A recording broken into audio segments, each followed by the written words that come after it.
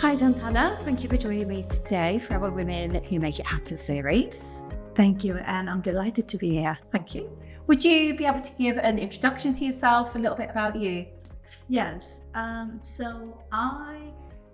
My background is in investment banks, and I was chartered accountant working in internal audit department. And about 8 years ago, I came across problems which I trying to solve, and that's how I set up Tapoly to solve my own personal problems, where I couldn't find insurance that I could buy for my Airbnb letting. So that's basically how we started it. Okay.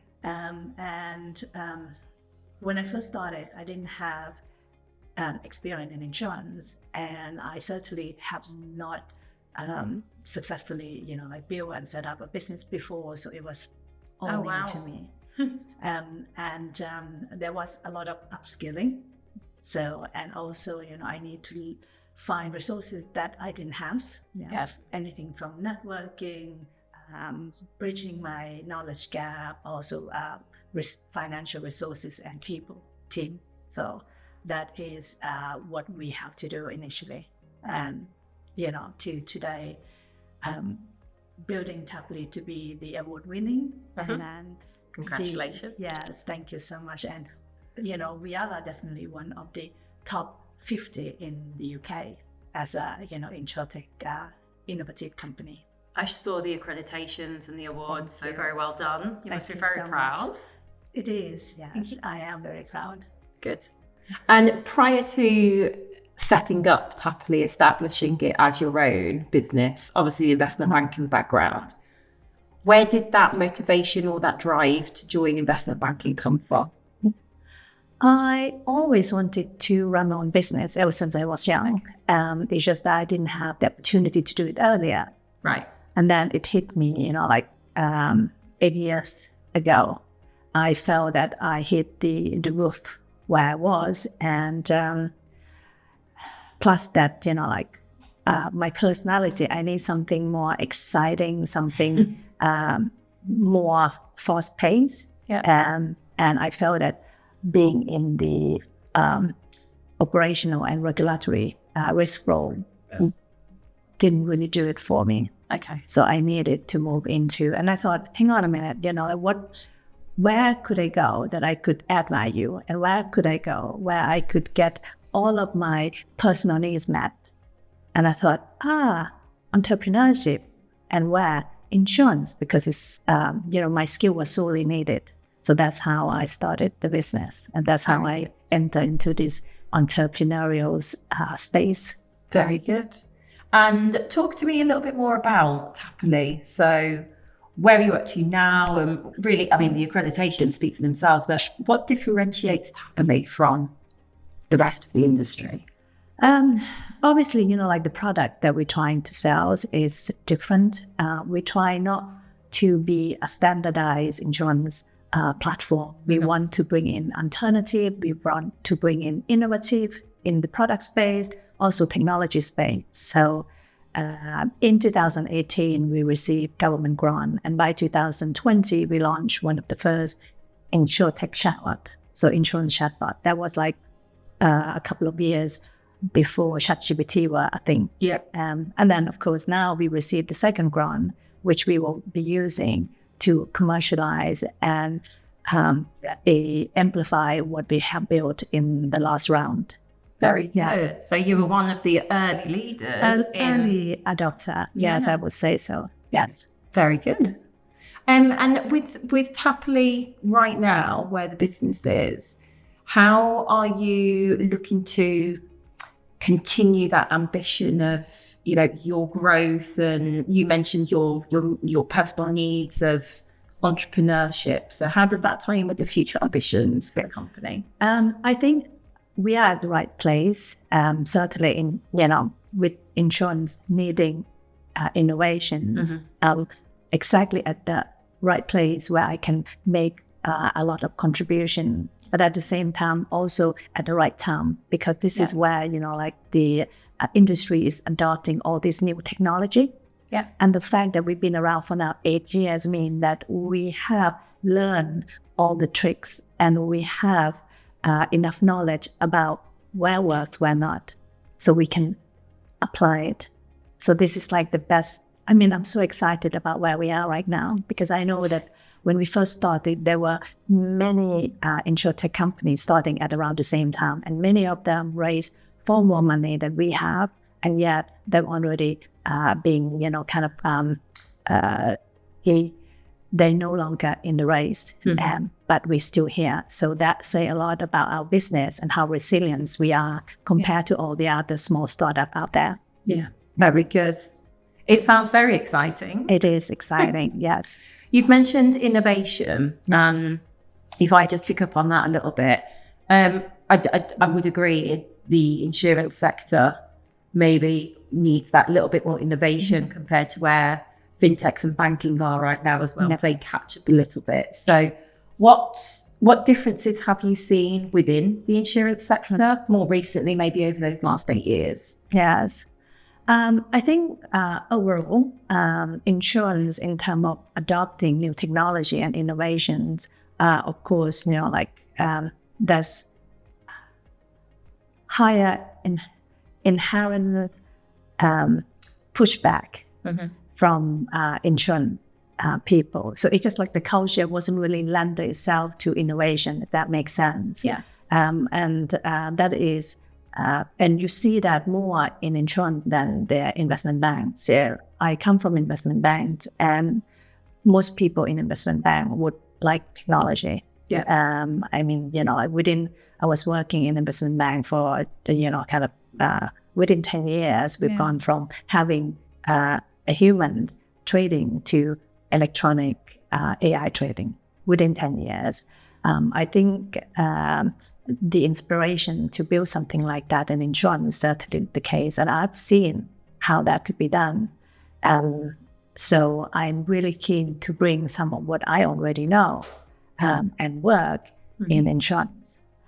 And I mean, like, the other part is that insurance, as a industry, it's been around for much longer than investment banking industry, for example. So we certainly have that.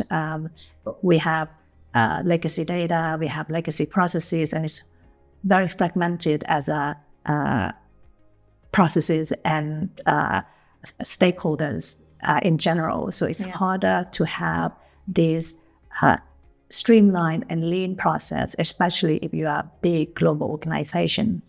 So I could understand why it takes longer. Yeah. That is, from technology adaptation, it's going to be slower. The culture would be much leaning toward the traditional way of working as opposed to fast paced. But then, if you look at demographic of people who work in the industry, which is more kind of leaning toward more mature and retirement age than a younger crowd, then it makes sense where all the decision making come from, which is going to come from more conservative view as opposed to very dynamic and wanting to change things. Yeah. Risk takers. Yeah, exactly. Yeah. Yes. And I wouldn't say that, I have harder time than any other startup in fintech. I would say, everybody have tough time. I mean, Brexit kind of wiped out our European license. COVID again, that kind of prevent us from being able to access capacity investment during that period. And also, even government grant during that period was there was barely any movement in any of the funding and investment market. Yeah. And so, yes, we did well. I think what I am strong at, apart from, being quite skilled at what I do, is being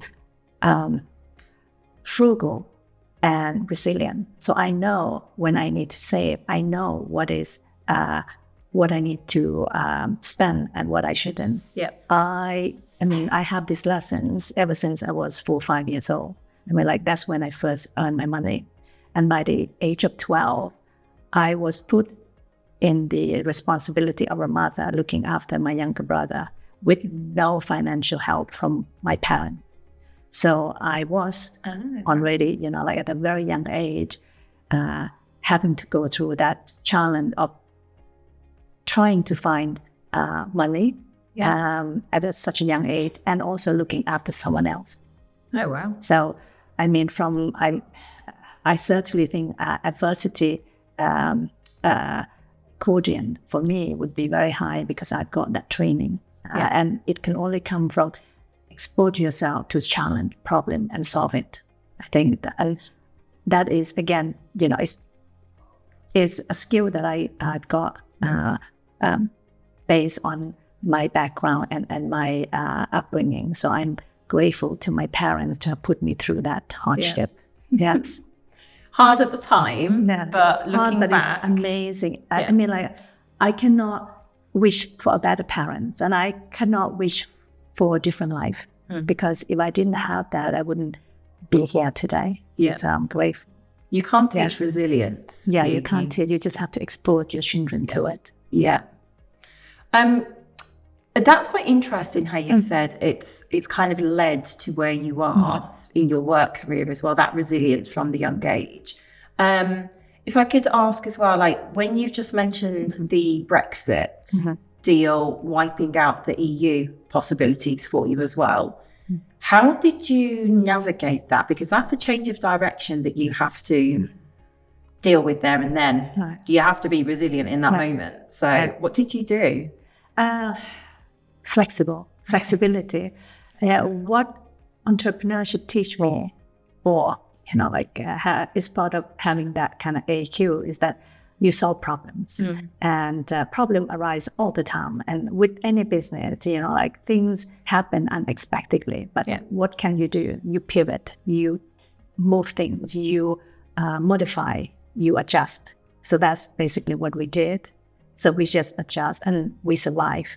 Yeah. Because sometimes it's not about being the best, and it's not about being of course, being faster is good. But if you being the fastest, but you make so many mistakes, then it's better to wait and then make less mistake and follow someone else who already, make all of those mistakes. So I think we have built the business at a slower pace in the industry where you need to slow down at the beginning. Because, I mean, like, a classic example, there were several in the startups or insurtech company that raised a lot of money, but they didn't really know what they need to put the money in.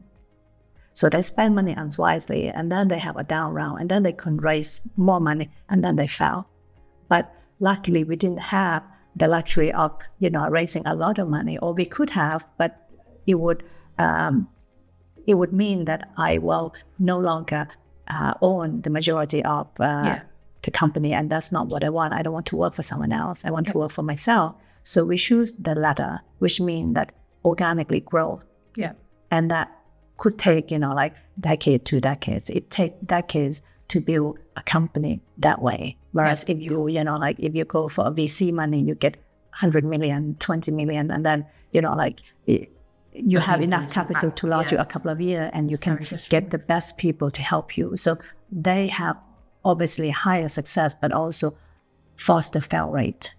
Whereas we are more longevity. And the good thing is that when you are resilient during the turbulent times, as we are now, trust me, we will be here for the next 10. Yeah, if you can ride out this wave. It's been a long time, hasn't it, of the because the downturn. There are lessons learned that we need to take to learn and adopt. If you are new to the industry where you haven't quite know where your value proposition should fit in and how you would sell it and what the challenges the industries have as a whole, if you don't have that good understanding, you won't be able to get good products. Fit. And that could only come from over time seeing the market, trying out, and make changes to the product and the service that you provide. So that's why being here 8 years is probably the best best time. And I think if I now, looking from the investment perspective, if I have to invest my money now, I would invest in startup that just started, not by founder that haven't been in the industry and certainly haven't had the experience of serving the customer or in that industry. I would have somebody who's been around already, build that business, have track record, tractions, and also have credibility to be able, and the AQ to be able to face all of the challenges that a small business have. Once they have that additional money, it would be a plus. That type of personality and the founder will be able to run and scale business. So and initially when you invest in small company, you invest in people because that's they're at the helm of it, aren't they? You're investing in that person and their ambition, their growth, their dedication. Yes, I mean, a lot of VC, for example, because we've been around for 8 years, some VC may not want to invest in us because they think we are not this kind of fast growth company. Which, or the newest kid on the block. But the newest on the block is not the best. It depends on who is running it. I think like the founder, because they come with knowledge and resources needed to be able to scale and grow. But I see, a lot of founders that have been around bootstrap. If you can bootstrap, it means you know how to use your money. If you've been around for 8 years, you still lost, it means that you got resilient. You basically, you will learn your trick by the end of your 8 years. And, we have encountered numerous challenges. And I think every challenges that you can put on the list of startup having to overcome, we have overcome all of those. How do you deal with challenge then, Janthana? I love challenge. That's the thing. It's really lended well to my personality. If I don't have challenge, I wouldn't be doing what I do because I would find it boring. And that's why I cannot be on a 9-to-5 job. That's not my thing. I need to be in a fast pace. I need to be in an environment where it's nearly impossible for me to do something because I like the feeling of trying to do something that is way beyond my capability. That I need that feeling of overwhelming myself with things that I need to do and that I may not know how to do it yet.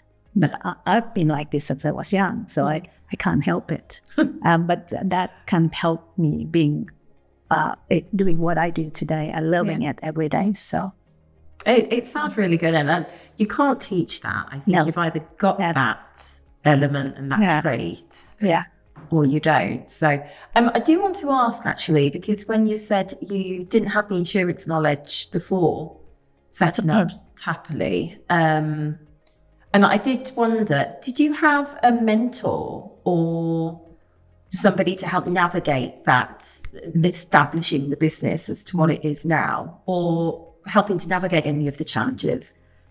Initially, I don't, to be honest, but I do have network people that I, appoint this as my unofficial mentor. Okay. So I look up to them and I speak to them and I, approach them in the way that it will help me. So I have that. But initially it was very tough because I didn't know anybody, and to connect and to trying to, talk to people, the right people, it comes with time. Yeah. But what I'm really good is I'm a strategist. Yeah. I like to put strategy in play. I know what I need to do to get. Same thing with upskilling. I know what I need to do. So I just follow that. It's really funny, when I first started, I had a co-founder who joined me, and I say to my co-founder, Sam, I think, I need to build myself to become a thought leader because so that we can be seen as credible, and that when I speak, somebody listen.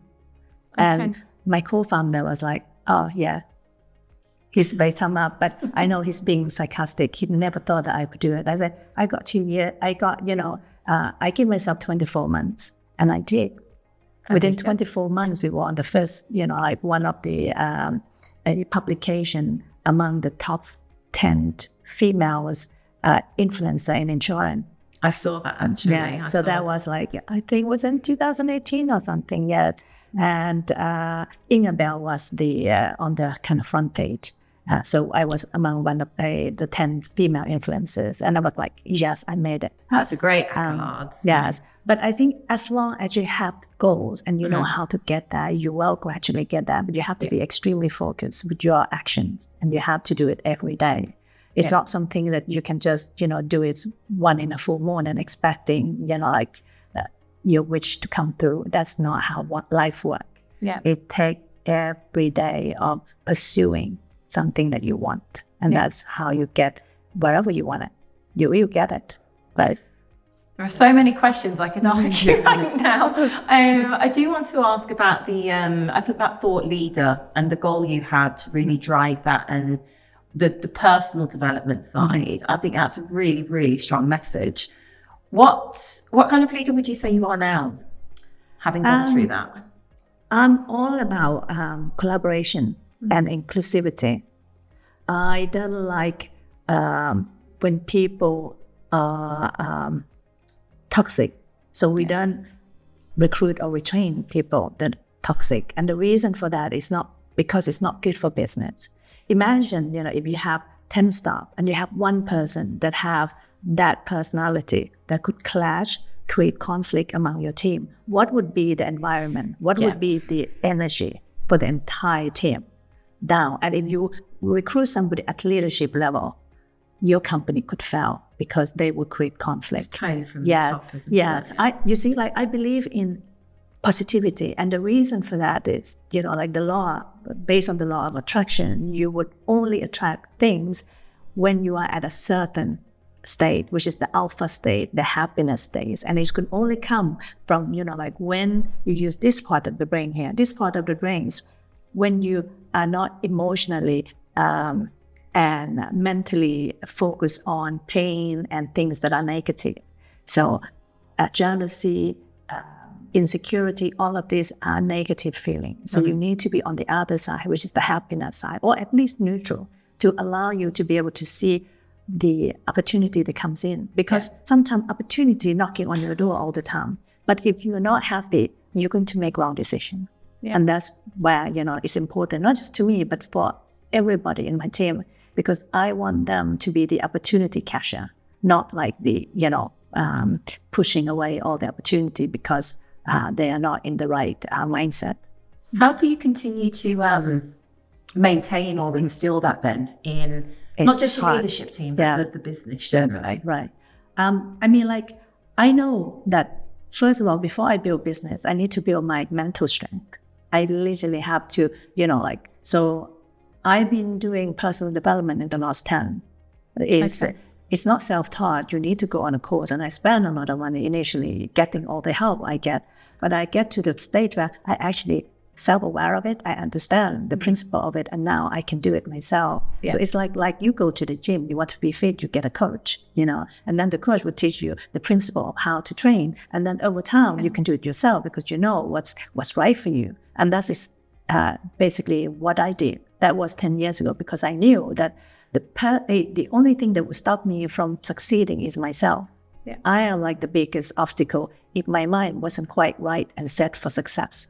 So I need to set myself for success and then everything would follow. And then, the rest is skill. The fact that I'm in this business for 8 years, I have the skills. And then any other resources will come when you can show that you have the skill set and have people behind that want to work for you. So that's basically, I believe in leadership. I believe in diversity because I think diversity brings so much value to an organization, especially insurance.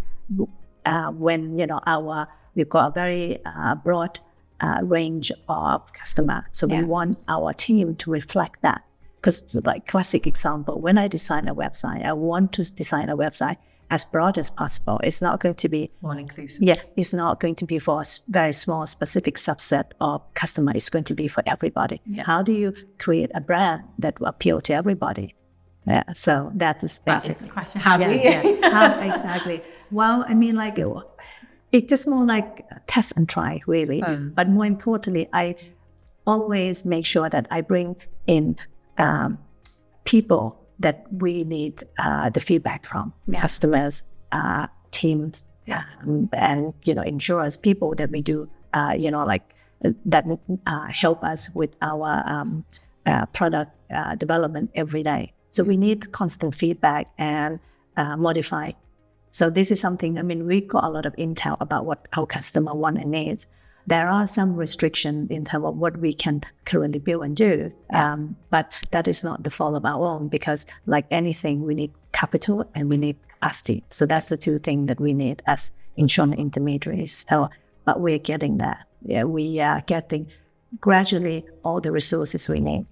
Yeah. Sounds like you've got a very established internal process, certainly around D&I. I do want to ask, what kind of shift have you seen in the industry generally? With insurance, we've talked about the need for more innovation. So from a D&I perspective as well, have you seen much shift mentality-wise towards it? And absolutely. Obviously, there's several initiatives for diversity. ICANN, for example, started roughly about the same time as when we started the Insurance Cultural Awareness Network, and there were other kind of organizations. And if you look at the award itself, Women in Insurance Award or Women in Finance Award, this award, 8 years ago, the attendees were half of what we see today. Yeah. So if, the whole industry gone from, okay, we want to support diversity as it's look good, we'll do it. But now it's necessity. Yeah. So there's certainly from the stakeholder willingness and understanding and the use case that, just support this diversity and inclusion is just become much more clear today. Yeah. So I think today people spend more money on it than 8 years ago. It's no longer just, I talk about it all the time with our clients as well. It's not longer just that tick box exercise. Exactly. Or something people actually care about it. Exactly. Yeah. It takes time, but we get there. Yeah. Very good. There were so many other questions I probably could have asked you. We've talked about mentor that you had, and you said you've appointed people to help you throughout your career.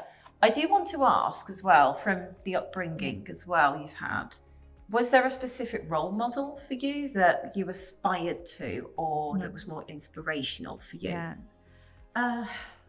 I basically grew up without parents around, and I was at some point the only adult in the room, and I didn't have that many people that I could look up to. Having said that, my mother have given me a great deal of lesson learned. So she's probably one of the most resilient person, and she is very consistent, very committed, consistent with the way she is. I learned a lot from how to be a good person from her, but also how to, navigate through all the challenges in life. I just do what she does, get on with it. She doesn't have that negative thought. Her thought is always neutral to happy.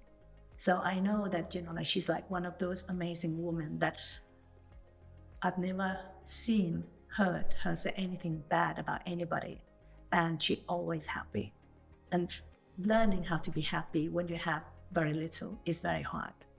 And I got all of that from her. I knew that I didn't have a lot, but I didn't focus on the stuff that I didn't. I focus on the stuff I have and what I want in future. But what I'm different from my mother is that my aspiration to be great is higher than her, because I'm much more ambitious. And I think my mother always say to me that, Janthana, you should be happy with what you got. I say, Mom, that's not the right approach. That's not the right mindset. Don't tell that. Don't tell me to be settled with what I got. Otherwise, I wouldn't be able to do what I do. Yeah. Because I would just settle with an average life, having 9-to-5 job, which that's absolutely nothing wrong. It's just not for me. Yeah. Yes. Hence why you've established your own business, and with all the accolades and the awards to show for it. So, just finally, then, Janthana. I do always ask the question, if you could give any advice, maybe your own learnings, your own experiences, any advice to younger talents or younger females as well, particularly with, you having set up your own business and it's doing so well. What advice would you give to younger people? I would say for those who are inspired to be their own boss, just go ahead and do it. Obviously, you know, like life will teach you. And with entrepreneur, if you can solve all of your challenges, then you are set to become a great entrepreneur. And so you just have to learn, you know, like by doing. But of course, for those who wanted to just be in a career and have great career progression within a big organization, then I would say, you know, like having mentors around, but make sure that they add value to their mentors. Because mentor is, you know, like you need to be able to give what you get from people back. And how would you be able to add value to your mentor is, you know, like one thing that would make you stand out from all the other people. Because a lot of women in leadership get asked all the time to be other people's mentor.